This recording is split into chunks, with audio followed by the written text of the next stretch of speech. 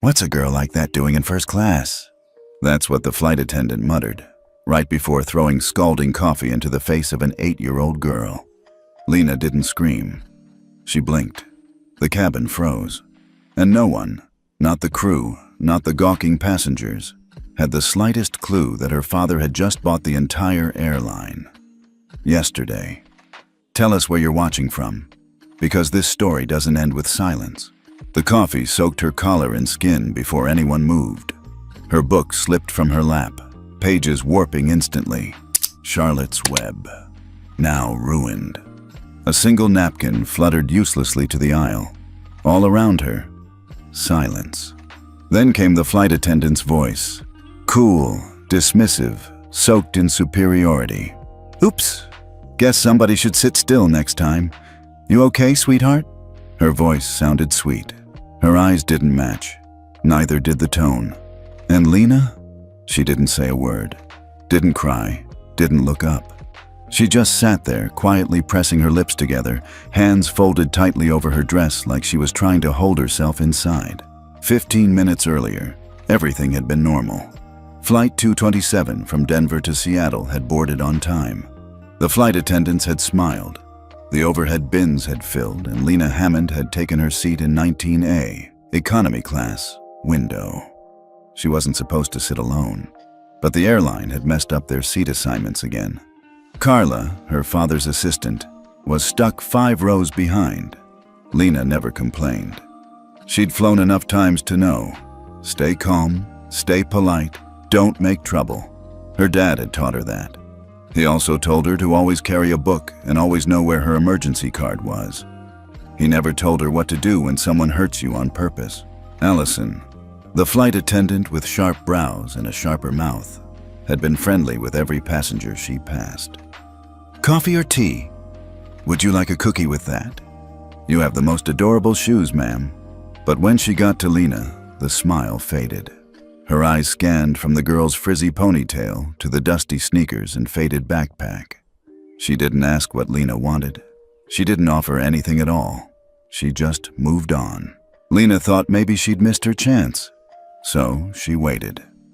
When Allison came back up the aisle with a fresh tray, Lena spoke up, gently. Excuse me, may I have some water?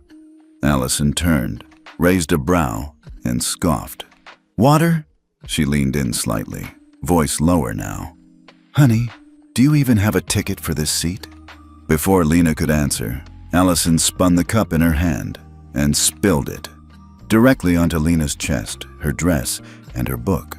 Somewhere in row 17, a man muttered, "Shouldn't be letting kids travel like this. No supervision." In 21C, a woman whispered, "She looks like she wandered on the plane." Lena said nothing. Her cheek was turning red. The coffee had soaked into her dress and the fabric now clung to her skin.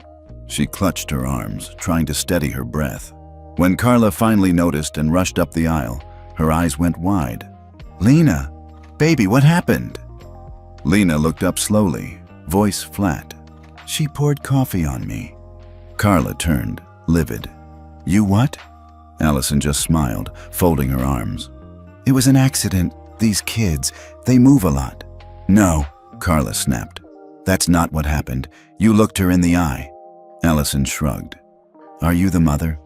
I'm with her, Carla said tightly. Her father will be waiting when we land. Allison smirked. Well, maybe he can teach her to sit still. Carla helped Lena wipe down, offering her own sweater to wrap around the soaked dress. Lena's fingers trembled slightly as she accepted it, but she didn't say anything else, just stared at the window. Up front, Allison leaned against the galley and rolled her eyes. You believe that kid? Like it's my fault she jumped when I walked by? Another flight attendant laughed. She doesn't even look first class. Allison grinned. Exactly. Bet she's someone's nanny's niece or something. What none of them knew was that Lena's last name wasn't just Hammond. It was Hammond, as in Dr. Gregory Hammond, the former military trauma surgeon turned CEO who had just signed the final paperwork to acquire 100% ownership of Horizon Jet Airlines the night before. They didn't know he hadn't told anyone yet. Not the public, not even most of the staff. They didn't know he'd be standing at the gate, watching every second of how his daughter was escorted off the plane like a problem. And they didn't know he wasn't the kind of man to yell. He was the kind to take notes and erase people from the system quietly. As Lena sat, a welt starting to bloom across her collarbone, her thoughts weren't on revenge.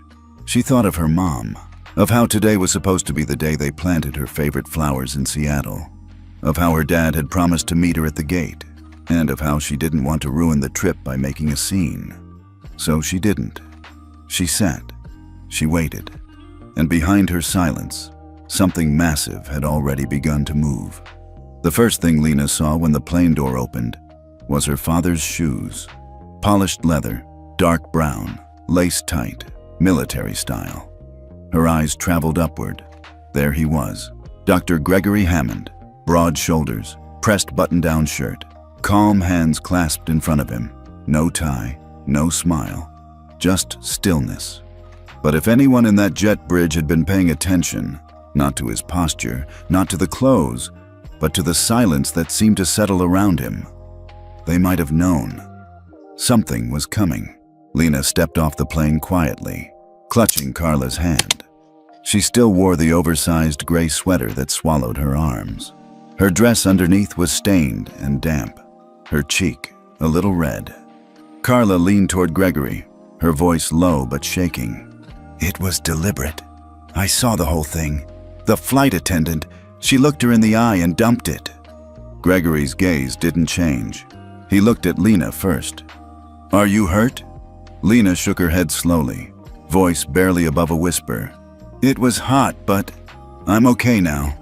He gave a small nod. "You did well. You stayed calm." Then he let go of his hand, placed one on his daughter's shoulder, and turned toward the gate agent waiting nervously behind the counter. "I'd like to speak to the gate supervisor. Now." 15 minutes later, they were in the operations room, a glass-walled office tucked behind the terminal, where only staff and airline brass were allowed. Gregory sat at the head of the table. Carla and Lena sat quietly to the side.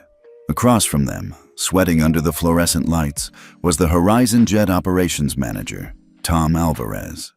His badge blinked nervously against his shirt. He didn't yet know who he was speaking to. "Sir, I'm sorry. There's a process for passenger complaints. If your daughter had a negative experience on board, we can refer the case to the In-Flight Services Division." Gregory raised one hand gently. "We're not here to file a complaint. I'm here as CEO." Tom blinked. "CEO?" Gregory opened the leather folder in front of him, pulled out a single page, and slid it across the table. Signed, Federal Merger Approval, Horizon Jet Acquisition, Dr. Gregory Hammond. Tom's face drained. You're the new... Oh my God. I thought the transition wasn't public yet." "It's not," Gregory said calmly. "But I don't need the press to know before my staff does what kind of behavior I encountered today, on my own airline. In fact, I prefer it this way." "Sir, I didn't know." Gregory leaned forward, but his voice never rose. "I'm not here for theatrics, Tom.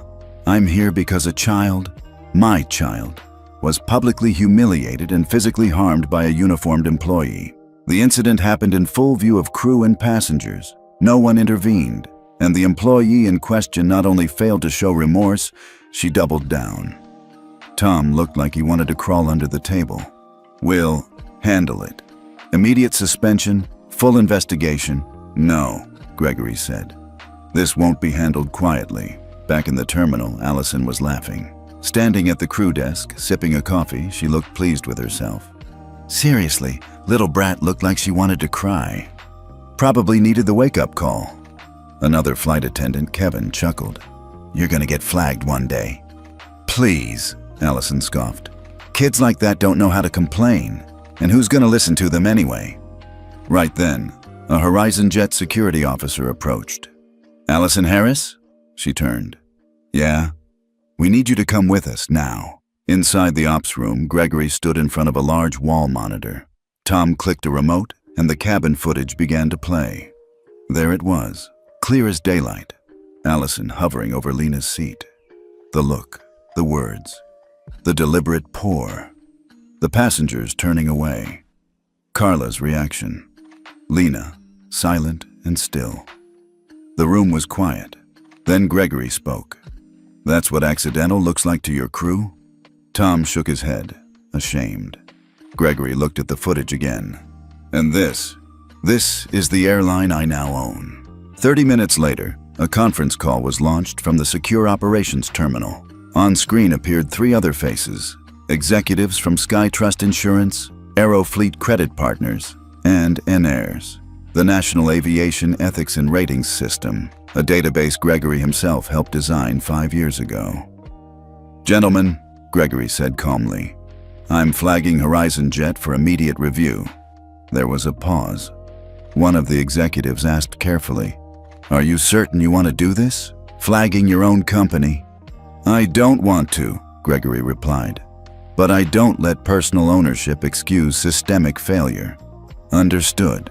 We'll initiate the freeze protocol. Effective immediately."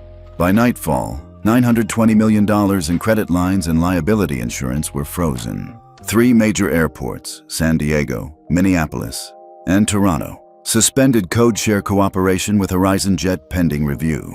FAA launched a formal audit of Horizon Jet's in-flight staff conduct and training systems. Horizon Jet's ethics score on NAIRS dropped from compliant to at risk.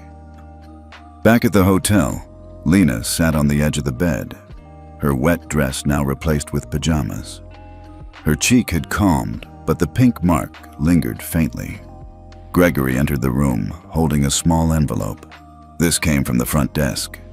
Inside was a handwritten apology from a woman in 18C. She'd seen everything. Too scared to speak then, she wanted Lena to know. "You didn't do anything wrong. I should have said something. I'm sorry." Lena held the note for a long time. Then she whispered, "Why didn't she say it on the plane?" Gregory sat beside her. "Because adults get scared too. But that doesn't mean you stop standing up for what's right." Lena looked down at her hands. "I didn't do anything." "Exactly," he said. "You stayed calm. You didn't scream. You didn't retaliate.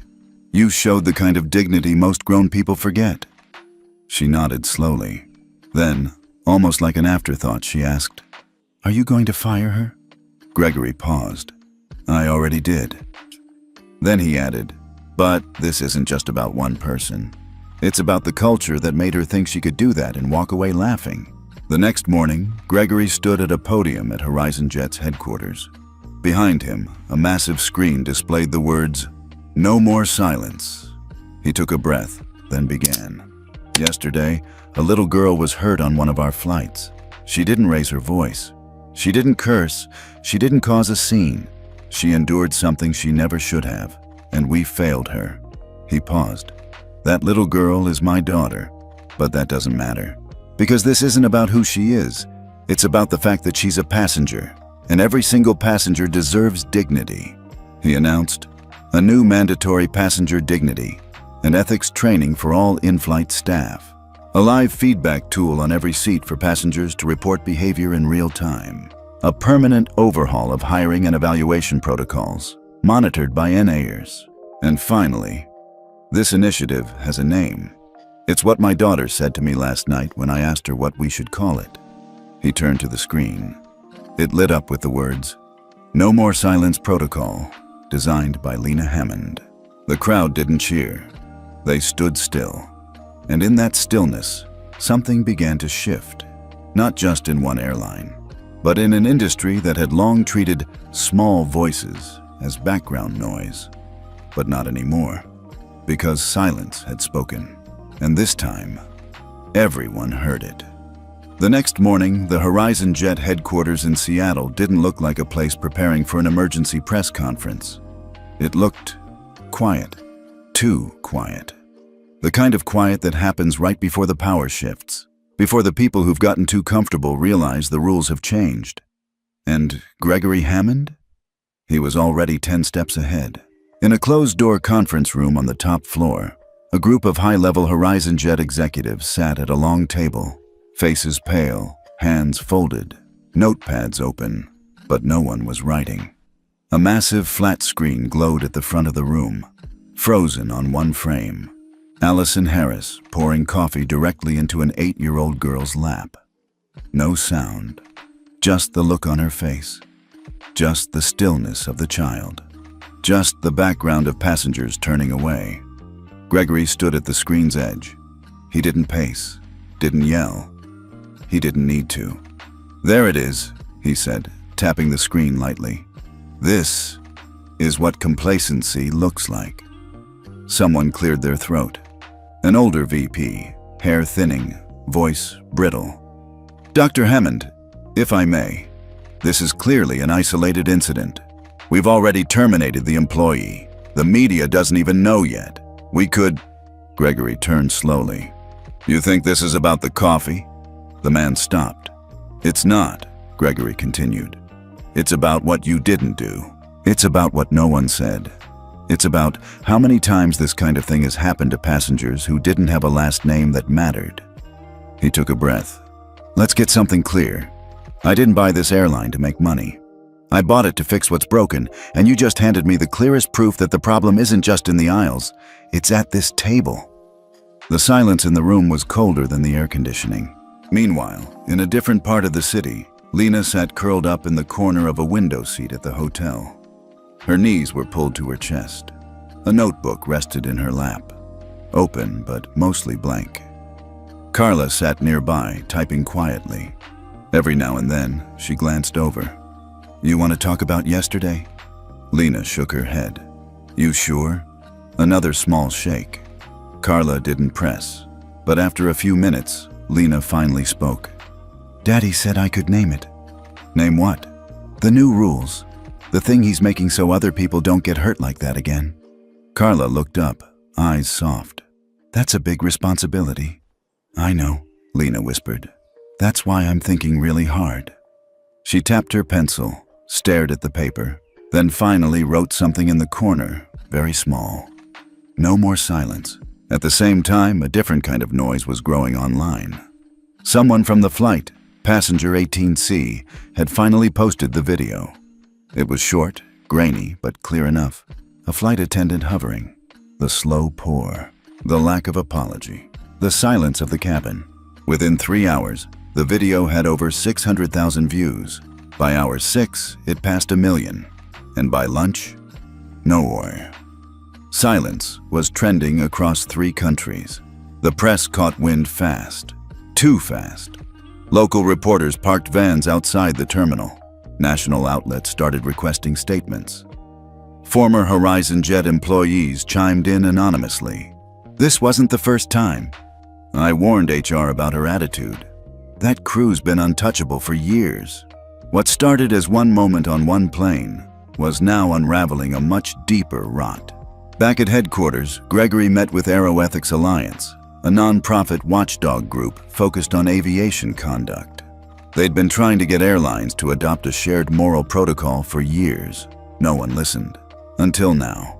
Gregory didn't just listen, he invited them to help build it. "We're going to launch it under Horizon Jet first," he told them. "But the long-term goal is simple. Make this protocol the standard for any airline that wants to qualify for federal routes." The lead advocate, a black woman named Danielle Greer, looked at him across the table. "You sure the board's going to back you?" "I don't care if they don't," Gregory replied. "I'll replace them." She smiled. "All right then, let's write something history can't ignore." Lena watched the press conference from the hotel room. Her father stood behind a podium, calm, measured. He explained what happened. He acknowledged the failure. He didn't spin it. And then he pointed to the screen behind him, where 5 words glowed in soft white letters. "No more silence protocol." Lena's eyes widened. Her name wasn't there, but it didn't need to be. She knew. So did Carla. Later that evening, Gregory returned to the hotel. He found Lena in the lobby, coloring quietly at a coffee table. She looked up. "They liked the name?" They did. "Is it really going to help?" Gregory crouched to meet her eyes. "Not just help. It's going to change the rules." She nodded, then looked away. "I still don't get why she did it." Gregory paused. "Some people mistake quiet for weakness. They think if you don't fight back, you're nothing. Lena blinked. But I'm not nothing. He smiled. Exactly. By the end of the week, Horizon Jet had terminated 4 crew members for unrelated but similar conduct, released a statement admitting systemic gaps in empathy and accountability, announced a full collaboration with FAA Ethics Reform Task Force. But more importantly, 2 other airlines, Blue Seas Air and Solara Fly, requested to preview the No More Silence protocol for possible adoption. The ripple had begun. And Lena Hammond? She just kept reading her books. She didn't need to yell. She didn't need to be famous. She didn't need revenge. Because she had something more powerful, a name, a story, and a silence that finally made the whole world listen. By Tuesday morning, the silence was anything but silent. It had become a storm. Not just a trending topic, not just a viral clip. It was everywhere. Cable news anchors replayed the footage on a loop. Talk radio hosts debated whether airlines had lost all sense of humanity. Daytime TV panels brought in child behavior experts and aviation ethics consultants to say the obvious. She was a child, and they poured coffee on her. In a cafe near Washington, D.C., 2 senior analysts from the Federal Aviation Administration sat across from each other, both sipping strong coffee, eyes on a tablet. The clip played again, Allison's hand, the deliberate tilt, the wet splash across the child's lap, the stunned cabin. One of them, a woman in her 60s, shook her head slowly. "You know what's worse than the poor?" she said. "The passengers who saw it and looked away." Her colleague nodded. "Gregory didn't just freeze $920 million, he added. He froze the whole industry's sense of comfort." The woman leaned back. "Maybe it's about time someone did." Meanwhile, at Blue Seas Air's headquarters in Atlanta, the CEO, David Neely, was already 2 hours into a crisis meeting. His chief risk officer was white-knuckling a spreadsheet, voice tight. "If we don't adopt some version of the No More Silence protocol, our ethics score on NAEERS drops below threshold. We lose New York and Boston access." David exhaled sharply. "All because one flight attendant poured coffee on a child?" His general counsel cut in. "No, because the CEO of Horizon Jet had the guts to turn a single act into a systemic reckoning, and now we're next in line if we don't move." David looked at the headlines on the screen behind them. The coffee that changed aviation. No More Silence. The policy airlines can't ignore. Little girl's story. Sparks 920 Walem shut down. He rubbed his temples. "Okay, draft me a transition memo. We align with Hammond. Quietly, immediately." Across the ocean, in a sleek office in Tokyo, a Japanese aviation investor named Akiko Tanaka was mid-call with her U.S. hedge fund counterpart. She'd been hesitant about expanding stakes in American Airlines. Too much volatility. Now she was intrigued. "He didn't scream. He didn't sue. He just flipped a switch," she said. The fund manager replied, "That's the kind of leadership that changes sectors." She smiled. "Tell him I'm interested. I want in." Back in Seattle, Lena sat at the dining table of their hotel suite, slowly peeling the label off a juice bottle. She wasn't watching the news anymore. She knew what they were saying. She didn't need the attention. She didn't care about the headlines. But she did notice how quiet the grown-ups were around her now. How every time her father took a call, he stepped outside. How Carla kept checking her email with a clenched jaw. How the staff at the hotel now called her Miss Hammond, with sudden reverence. She didn't understand all of it. But she knew one thing. That moment on the plane, it had changed something. Gregory, meanwhile, wasn't sleeping much. He was in calls with the Department of Transportation, the FAA, 3 aviation unions, 2 congressional aides, 5 other airline CEOs, and 1 very old friend from his military days who now worked in data compliance. They weren't calling to say sorry. They were calling to ask, "What do we do now?" And every time, Gregory answered the same way. "You start by listening, then you clean house." By Thursday, the No More Silence protocol had been downloaded over 9,400 times by internal compliance teams. 12 regional airlines had registered interest. 4 had requested training materials. and HorizonJet announced it would be making all real-time passenger feedback public by default. That last one hit hard. For years, feedback was filtered through layers of internal review. By the time a real complaint reached leadership, the incident was weeks old, if it even made it out at all. Now, every seatback tablet had a dignity report button. Press it, and it went straight to the ethics board. No middleman, no waiting. But it wasn't just inside planes that the ripples were being felt. In schools, parents were using Lena's story to talk about boundaries and bystander behavior. "If you see someone getting hurt, don't look away," one teacher said during a class discussion. "What would you have done if you were on that plane?" In offices, HR departments scrambled to audit employee conduct policies. Even rideshare companies took notes, adding new passenger dignity clauses to their terms of service. And yet, Lena herself, she was still just 8, still preferred peanut butter sandwiches with the crusts cut off, still liked to sit cross-legged with a book and a flashlight under the covers, even if it was way past bedtime. The world had made her a symbol, but she hadn't asked to be one. That night, Gregory tucked her in. She was half asleep, blanket wrapped to her chin, thumb brushing the corner of her pillow. "Dad?" "Yeah? Are people still mad about the coffee?" He smiled. "They're not mad anymore. They're thinking." "Good." A pause. "Was it scary?" she asked. "When everyone found out it was you who froze the money?" Gregory looked at her carefully. "A little. But I wasn't scared because of what they'd think of me. I was only scared they'd forget what they saw." She nodded slowly, her eyes starting to close. "They won't forget, right?" "Not if I can help it," he said. The next morning, an email arrived from FAA headquarters. Subject line: "Request for industry collaboration. Passenger Dignity Charter."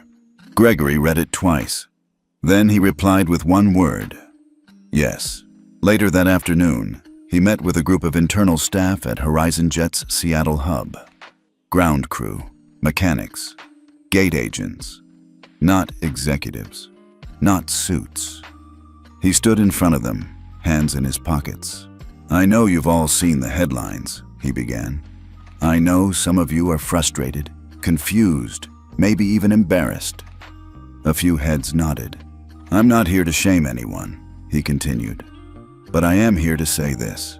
If you've ever thought something was wrong, if you ever saw something that didn't feel right and were told to stay quiet, I'm here to tell you, those days are over."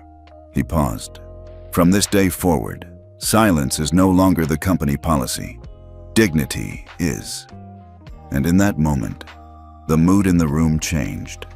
Because for once, someone at the top wasn't asking for patience. He was demanding better. As he left the room, Gregory's phone buzzed. It was a message from Carla.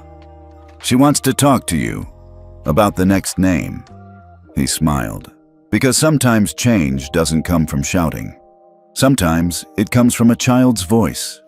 And sometimes, when the world finally listens, silence speaks loudest of all.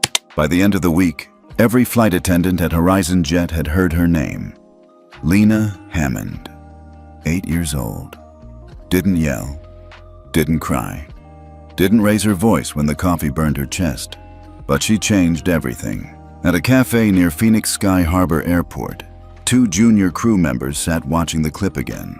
This time, not the original video, but the full press conference where Gregory Hammond announced the rollout of the No More Silence protocol. The woman stirred her iced latte slowly. "I think we flew with Allison once." The guy nodded.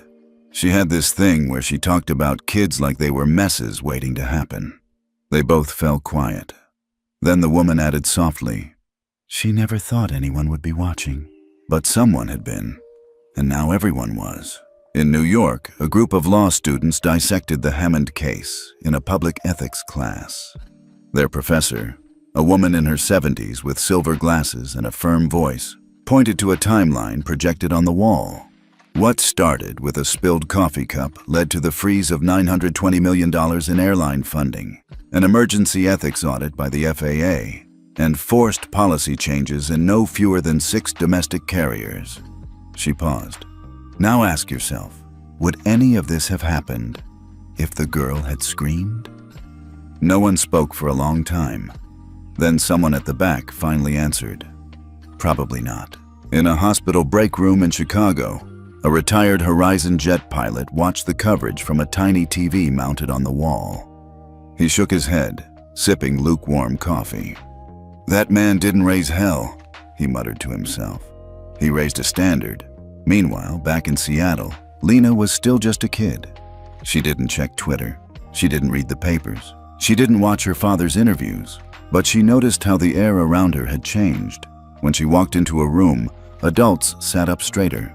When they spoke to her, their words were slower, gentler. When they said her name, they said it like it meant something. She wasn't sure how she felt about that. But she liked the way her dad looked at her now. Not different, not proud, but listening. Really listening. On Friday morning, Carla knocked gently on Lena's hotel room door. "There's someone downstairs asking to speak with your father." "Who?" She didn't give a last name. Just said, "Her name's Allison." Lena stopped. She knew that name. She would never forget it. Gregory met Allison Harris in the hotel lobby, surrounded by high windows and neutral carpet that made everything feel sterile, too bright. She stood stiffly, her face pale, hands clutched tight around her purse. She looked smaller. Not like the woman who smirked after spilling coffee. Not like the voice that said, "Oops." "Mr. Hammond," she said, her voice thin. "I came to apologize." Gregory's eyes didn't soften. "That's not for me to accept." She blinked. "I didn't mean to," he cut in. Quiet, but firm. "Yes, you did. You looked her in the face and made a choice. And now you're here because the world found out." She looked down. "I lost everything." "No," Gregory said. "You lost access to the world where behavior like yours went unchecked." A pause. "You didn't lose everything. You still have your voice. You still have your chance to own what you did and to stop pretending it was some accident." Allison's voice cracked. "I've been getting death threats." Gregory stared at her. "No one should be harassed. But don't mistake public accountability for persecution. The people who are upset?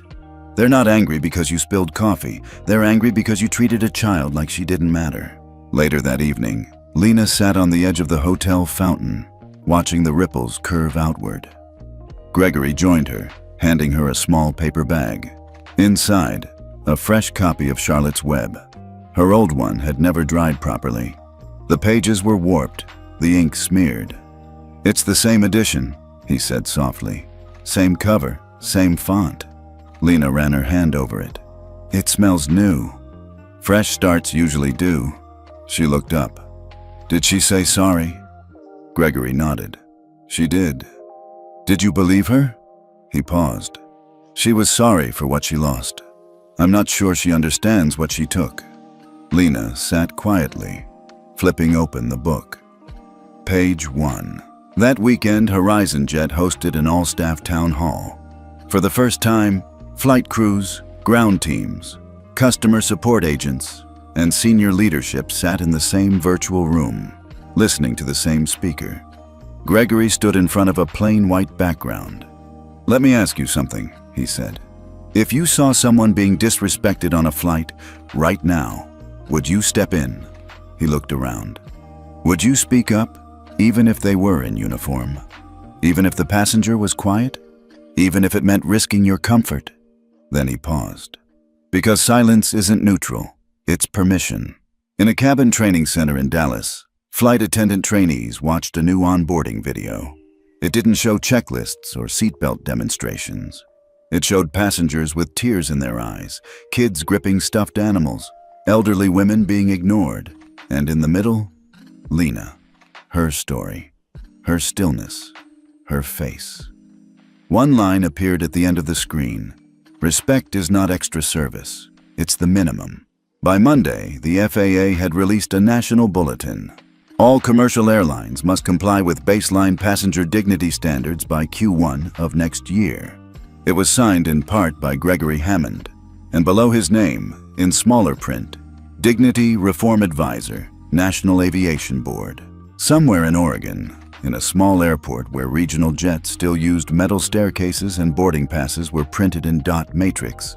A gate agent wrote "Lena" on a sticky note and taped it to the corner of her desk.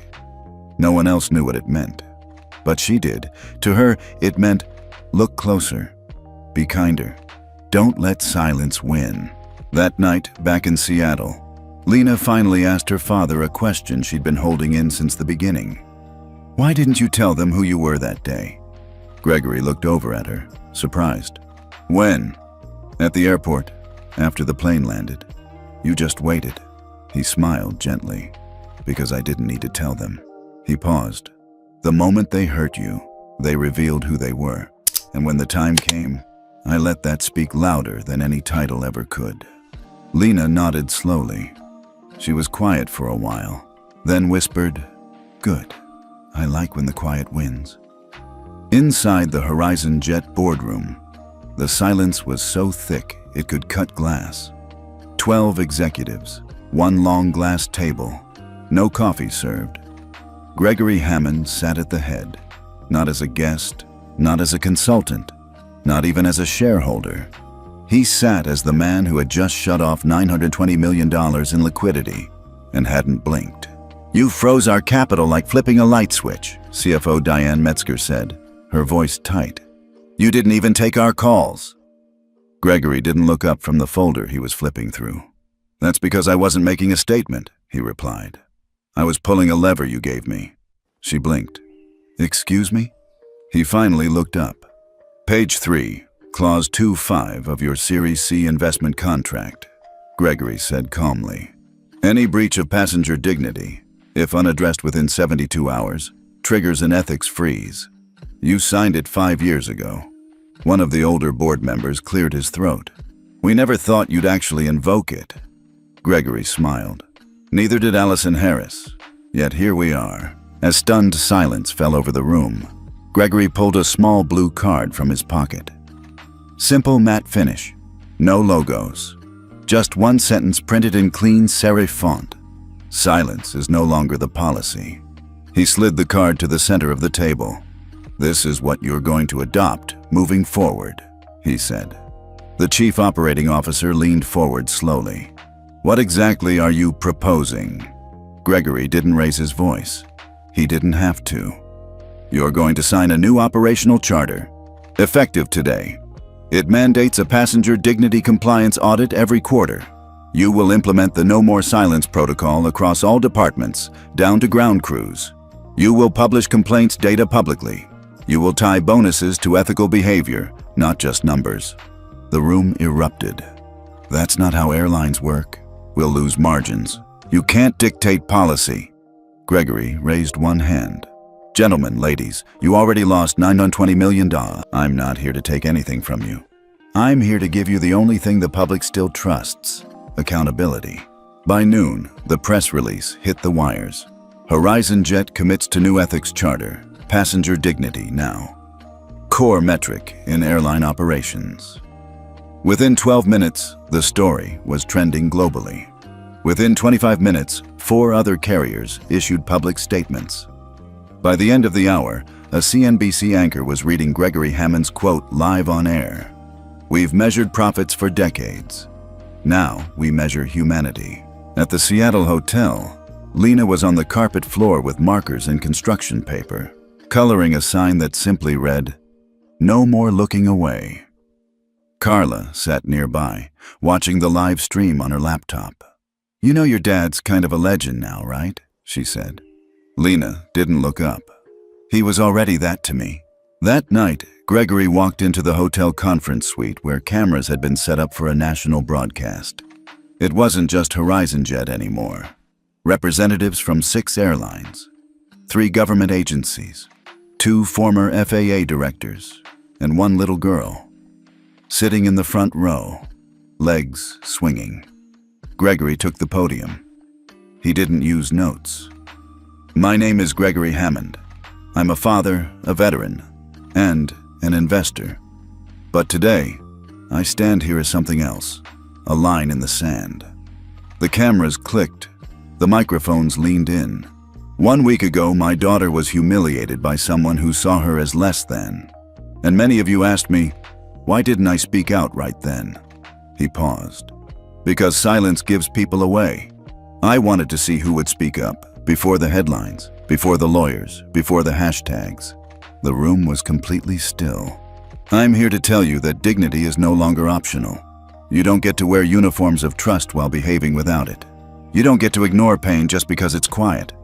He looked straight at the camera. From today, any airline that wants to keep receiving funding from my firm or any of our aligned partners must implement the passenger ethics framework, quarterly reviews, real-time reporting, and public accountability. A few reporters in the back gasped. One finance anchor dropped her pen. Gregory continued. This isn't retribution, it's regulation. He pulled out a second blue card. And if that's too hard to swallow, remember this.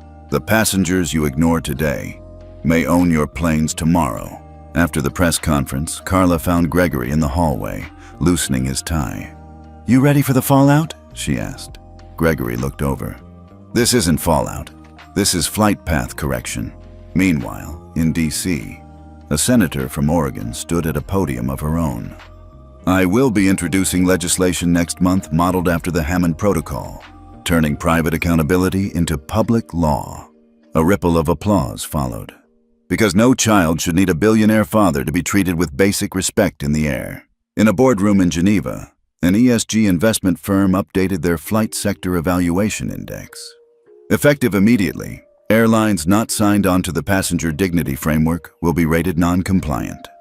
That same day, 2 airport authorities in Dubai and Frankfurt suspended 3 U.S. airlines from their loyalty partnerships. The message was clear. The silence was over, and it had consequences. Back in Seattle, as the moon hung quiet over the city, Lena sat with her father on the hotel balcony. She leaned into his side. I liked your speech. Gregory smiled. Yeah? You said everything without yelling. He looked down at her. That's what you taught me. She looked up. What happens next? He exhaled. Now we build the system. She paused. Can I help? He grinned. You already are. 3 days after Gregory Hammond's speech went viral, a girl in Kyoto wrote the name Lena in chalk outside her school. She didn't explain it. She didn't have to. Her teacher had already seen the broadcast. Her parents had forwarded the clip to relatives in Osaka, and the next morning, another girl had written the same name at a different school. Within 72 hours, over 42 countries had shared images of children holding blue cards, scribbled with the phrase, "No more looking away." Meanwhile, the leadership team at Viento Azul Airlines in Madrid was in full crisis mode. Their internal ethics score had dropped from 92 to 56 in 1 week, simply because they hadn't signed the new charter. The CFO slammed his palm on the table.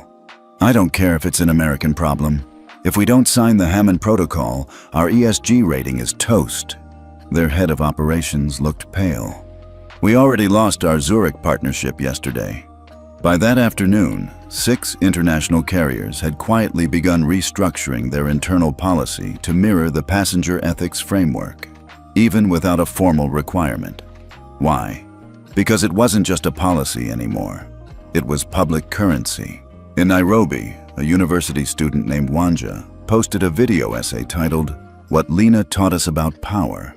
In it, she described watching the original incident on a cracked phone screen, her eyes burning, not just from rage, but from recognition.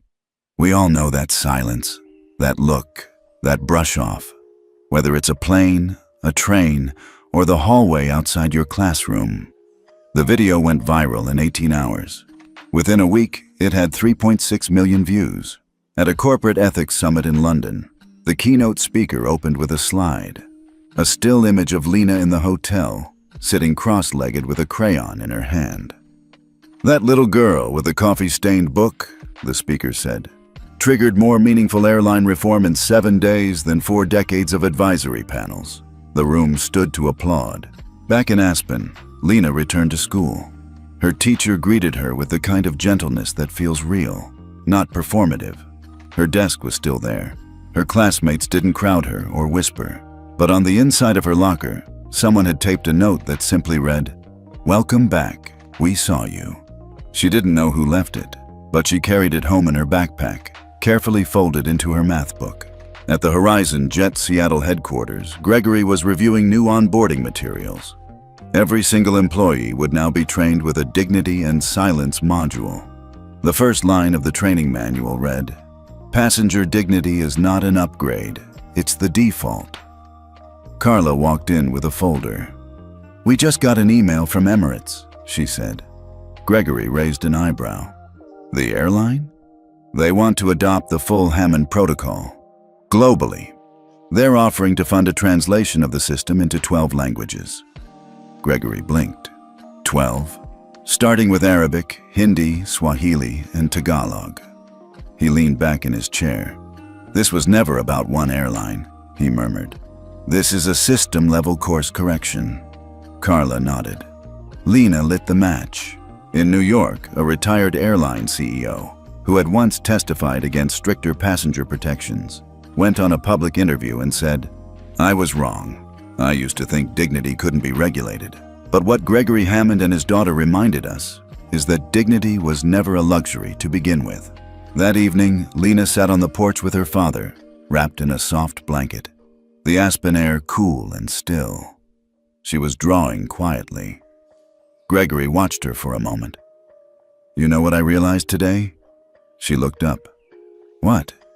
"This isn't just a response. It's a blueprint." "What do you mean?" He paused. "I thought we were fixing something broken. But maybe what we're doing is planting something new." Lena nodded slowly, as if she understood more than she could explain. "Do you think the other kids saw it?" "Saw what?" "That it's not just about coffee or flights or people in uniforms. That it's about how we treat someone when they can't fight back." Gregory looked at her carefully. "I think the whole world is seeing that now." In Singapore, the Civil Aviation Authority quietly added a new line to their code of conduct. It referenced passenger dignity thresholds. The internal memo called it Lena Standard. In Sao Paulo, a group of airport ground staff started a wall of blue index cards in the staff lounge. Each one listed a moment when someone had stepped in instead of staying silent. They called it the Quiet Wins Wall. And in Washington, D.C., a congresswoman introduced a draft bill titled the Passenger Dignity Act. It included language lifted directly from Gregory's Seattle speech. This bill is not about one man's company or one child's experience. It's about making sure no traveler is reduced to a seat number, a passport code, or a skin tone. The Hammond name was now everywhere. But Gregory never once gave another public interview. He didn't attend galas. He didn't accept awards. When asked why, he simply said, "The point isn't that I acted. The point is that next time, maybe you will." And Lena? She didn't post a video. She didn't start a foundation. But at the Aspen Public Library, she quietly asked the librarian, "Do you have any more books about people who changed things without shouting?" There were no press passes, no microphones, no press kits, not even a hashtag. The only thing handed out at the door of the Ritz-Carlton Geneva Ballroom that morning was a simple white folder with 3 words printed in bold. "This changes everything." Inside were the names of 12 major airlines, each represented by their CEOs, chief compliance officers, and legal advisors. No junior staff. No PR handlers. This wasn't about appearance. This was about alignment. And at the center of it all stood Gregory Hammond, not behind a podium, but standing barefoot on the stage, suit jacket off, sleeves rolled. "I asked you here because I'm not trying to make headlines anymore," he said, voice low. "I'm here to build infrastructure." On a large screen behind him, a simple slide appeared. The Hammond Dignity Matrix, HDM. 12 dots connected in a circle, each one labeled with a value. Consent, access, tone, transparency, recovery, equity, time, presence, language, training, silence, memory. The room was silent. Gregory pointed to the dot labeled memory. "This is where we've failed the most," he said. Airlines treat passengers like momentary transactions, but the way you treat someone at 35,000 feet becomes part of how they see the world, and how the world sees you. He paused. I didn't design this as a punishment. I designed it as a firewall. At table 6, the CEO of Aeroprestige Europe leaned in. What exactly do you want us to commit to, Gregory? Gregory looked directly at him. I want you to commit to an inter-airline ethics network, a real-time interoperable platform where incidents, audit scores, and even compliments are logged and shared across systems, without spin, without delay. Someone at table 3 frowned. That sounds like reputational suicide. No, Gregory said. It's reputational insurance. He stepped forward. Passengers aren't stupid. They already share this information. On Twitter, on TikTok, on Yelp. But it's fragmented, emotional, unverifiable. I'm offering you something better. A verified moral network, built with transparency in mind. The folder contained the technical breakdown. HDM dashboard, color-coded rating system, updated weekly. Crew dignity scores, calculated based on real-time passenger input plus internal audits. Incident freeze trigger. Automated ethical threshold that suspends funding policy if breached. Unified ethics passport layer allows passengers to carry forward respect score across airlines. Whistleblower firewall protects internal reports from suppression. Blue Card API can be embedded into existing flight systems used to flag behavior instantly. The CEO of Pacifica Airways in Tokyo raised her hand. And who governs this matrix? Gregory didn't hesitate. Not me, not one person, not one country. He clicked to the next slide. Ethics Council for Aviation and Travel Systems, ECATS. 12 seats, rotating, international, civilian-led. And the funding? Another exec asked. Already secured. From ESG coalitions and institutional funds who are tired of sinking money into companies that ignore dignity. The COO of a North American airline leaned back, arms crossed. This will slow down operations. Ethics audits? Score dashboards? We're moving passengers, not curing cancer. Gregory nodded. And yet, one girl's silence just cost your alliance $920 million in frozen funding and 5 revoked international route licenses. The room shifted. So, no, you're not curing cancer. But maybe you should stop spreading the disease. There was no clapping, just tension and curiosity. After a break, the doors were locked. Phones were sealed in Faraday bags. Gregory walked them through real case studies from the last 3 years. Cases where quiet passengers were humiliated, silenced, or physically harmed. And the fallout had nearly bankrupted the airlines involved. None of the names were redacted. Everyone in the room recognized someone. We keep pretending it's rogue staff, Gregory said. But you don't get a rogue pattern repeated across continents. You get systems that teach silence and reward erasure. Then he dimmed the lights. A pre-recorded video played. It was Lena, her voice calm, recorded from her bedroom in Aspen. No makeup, no lighting. I don't think everyone is mean, she said. I think some people are just so used to power that they stop seeing who they hurt. But that doesn't mean the rest of us can't see each other. She smiled softly. If you're making rules for the sky, I hope they include space for everyone. The screen faded. No one spoke. The CEO of Northern Globe stood. I'm in. Then 2 more. Then 7. By the end of the hour, 10 out of 12 airlines had signed the preliminary charter to join the Hammond Dignity Matrix pilot program. After the room emptied, Gregory stood alone with Carla, sipping water. Think it'll stick? She asked. It has to. You're changing the industry. Gregory shook his head. Lena changed the narrative. I'm just helping the industry catch up. Across the globe, as whispers of the Geneva meeting began to surface, headlines didn't scream. They murmured. Private ethics pact emerges among top airlines. Sources. Dignity Matrix could become standard by 2026. The silence ends quietly and internationally. That night, Gregory sent Lena a short message. We met. They listened. You were right. Love, Dad. She sent back one line. Don't forget the quiet ones. He didn't. He wouldn't. Because now, the quiet ones had a system. And the system had a memory. It happened on a rainy Thursday morning at Charles de Gaulle Airport in Paris. Gate B42, Flight 319 to Montreal. A routine flight. A quiet gate. A 78-year-old man named Claude Dupont boarding with his cane and a business class ticket. And a flight attendant named Sylvie Benoit, trained, polished, and behind schedule. You're blocking the aisle, she said curtly as Claude struggled to place his bag overhead. She didn't offer help. She sighed, loud enough for 4 other passengers to hear.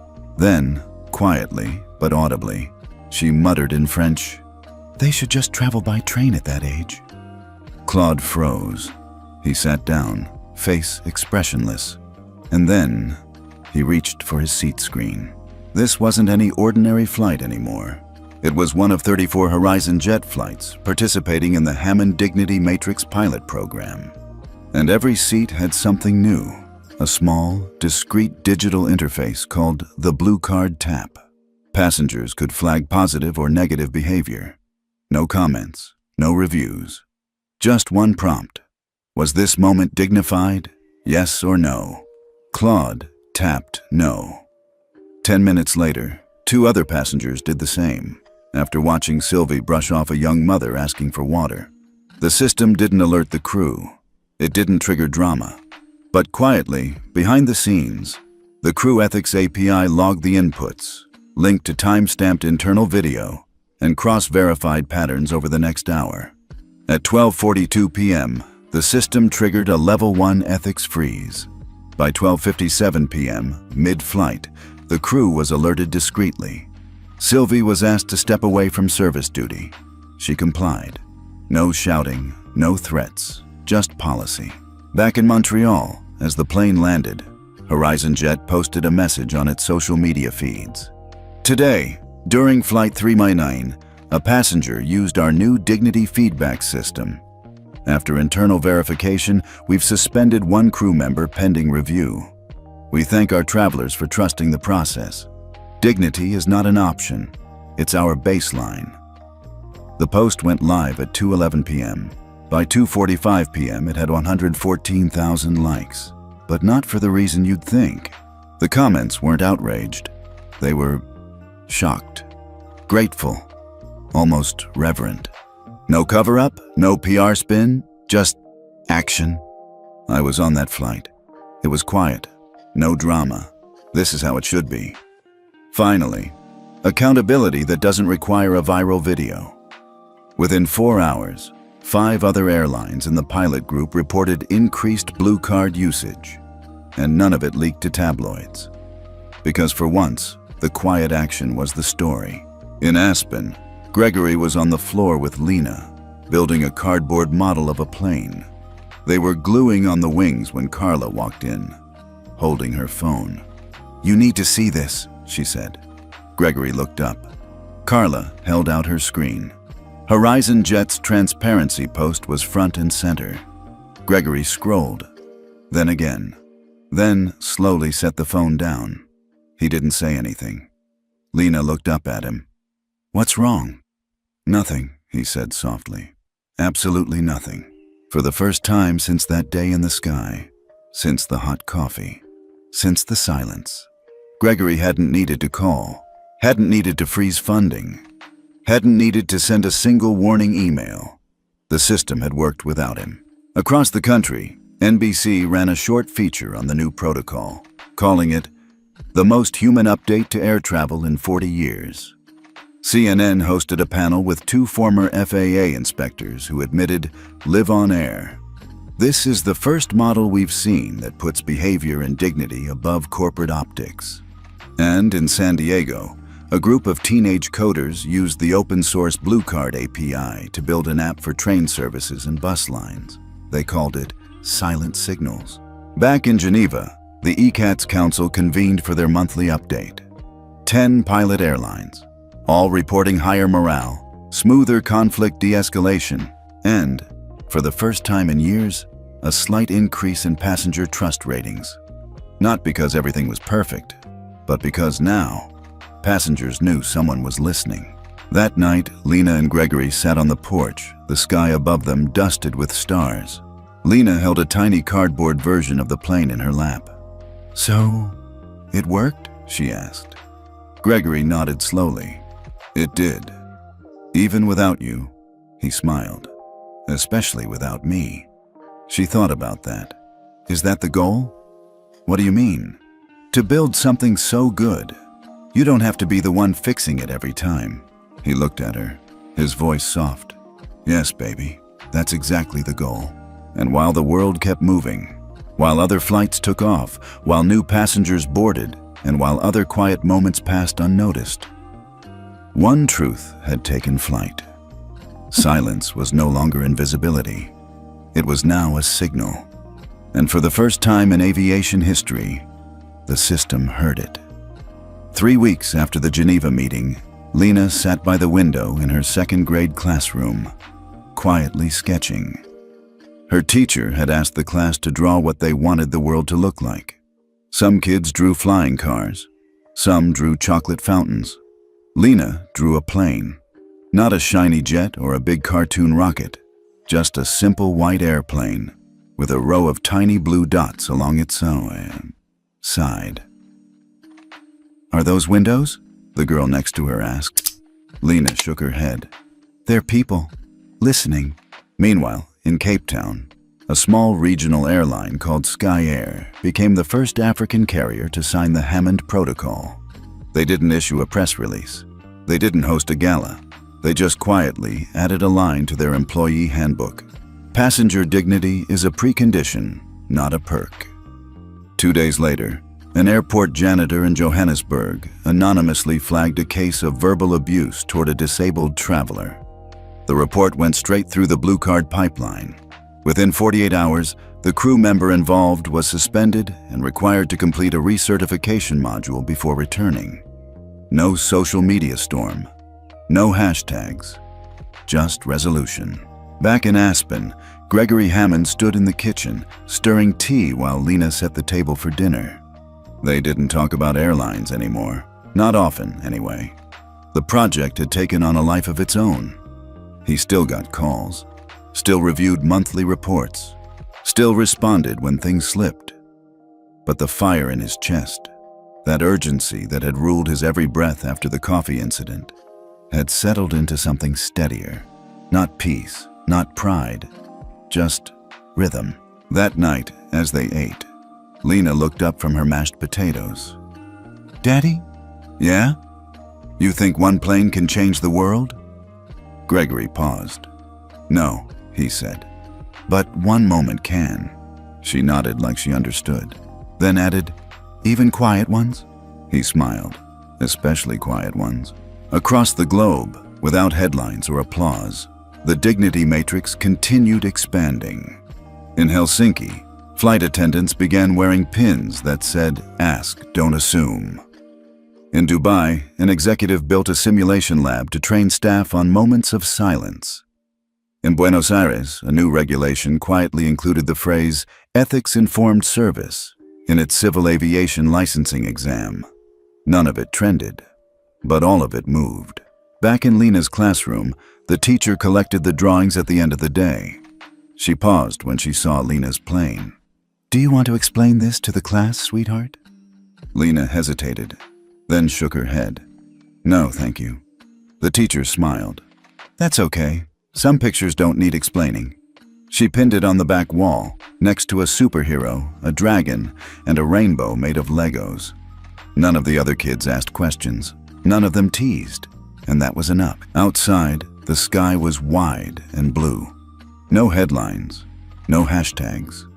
Just one girl, one father, and 1,000 invisible hands doing the quiet work of listening.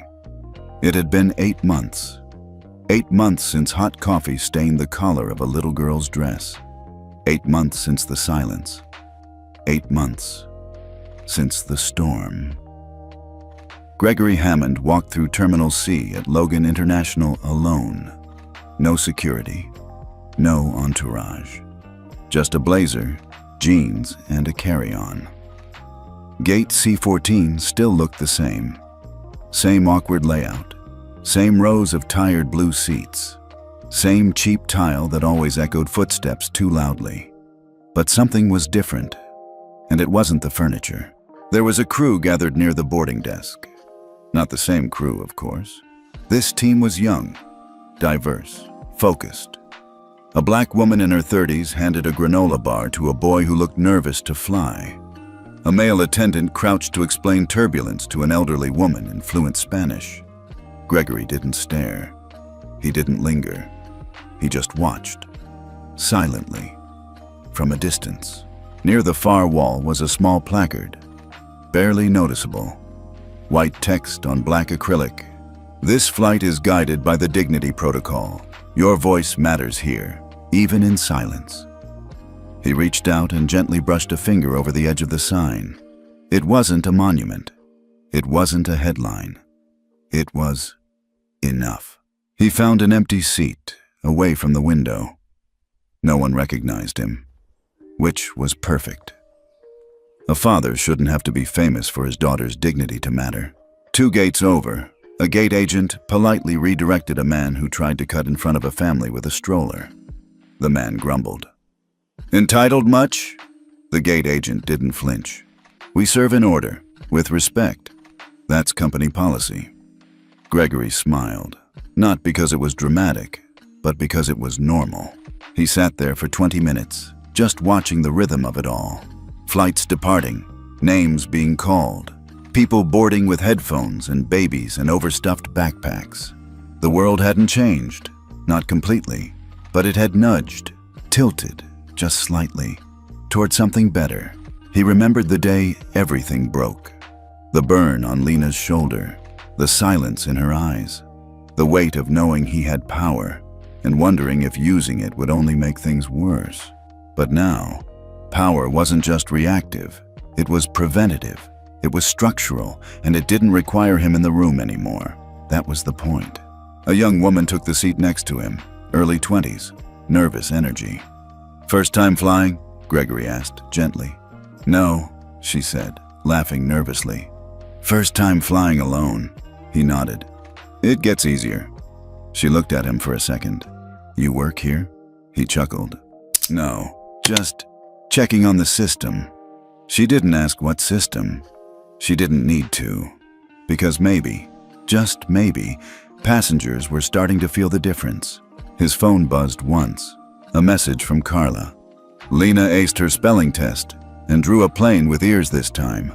Gregory smiled, texted back, "Tell her that's the best kind, planes that listen." He stood up, slung his bag over his shoulder, and walked slowly toward the exit. Behind him, a new flight was beginning to board. No special announcements, no cameras, just quiet systems, invisible rails, and people trying their best. As he passed the sliding glass doors out to the rideshare zone, Gregory didn't look back. He didn't need to, because he'd already seen enough to know. The gate was still there, but the silence wasn't, and that made all the difference. It had been almost a year. The ticket said Denver to Seattle, just 2 hours in the sky. For anyone else, it was routine. For Lena Hammond, it felt like crossing an ocean. She was 9 now, a little taller, a little braver, and just old enough to pack her own carry-on. Gregory had offered to fly with her. She shook her head. "If it's going to be my first time back," she said, "I want to do it myself." He respected that. So he stood by the gate, watched her scan her ticket, and nodded when she glanced back with a small, shaky smile. The flight attendant at the door smiled too.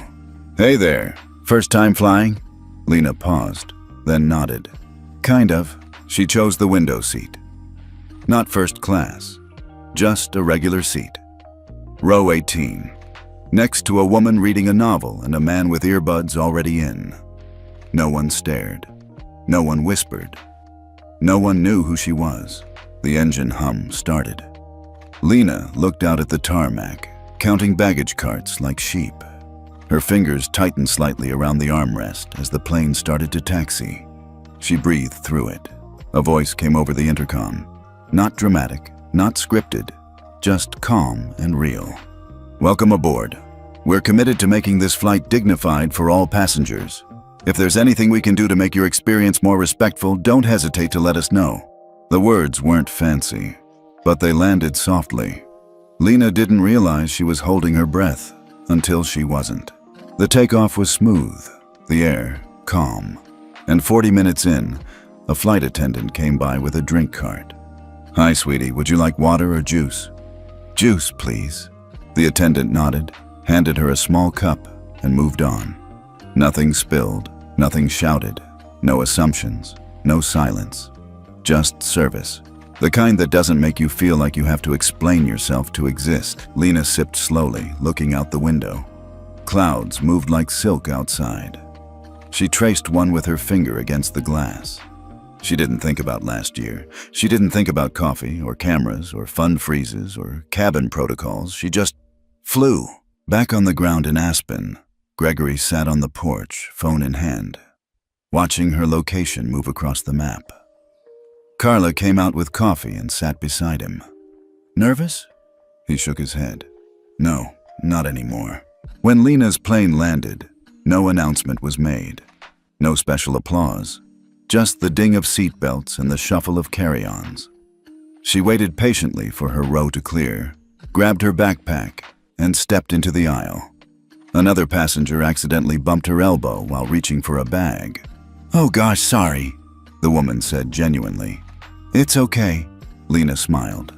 And it was. Really, it was. Outside the gate, her aunt waved. They hugged.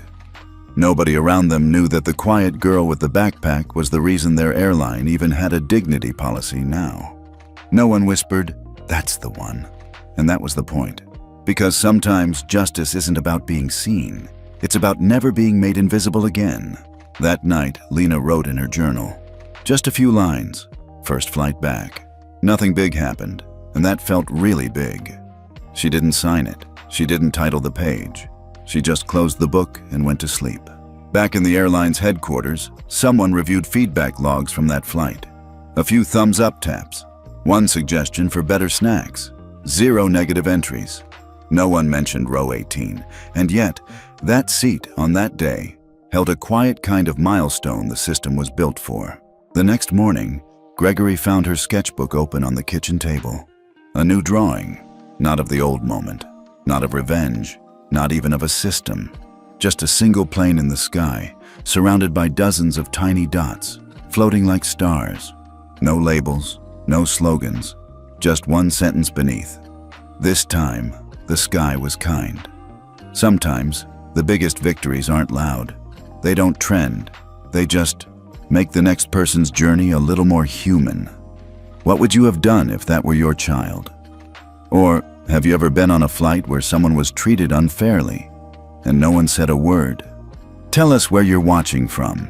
And if this story made you feel something, share it with someone who still believes quiet dignity matters. Because sometimes, all it takes is one call to make sure no child ever has to shrink to fit in.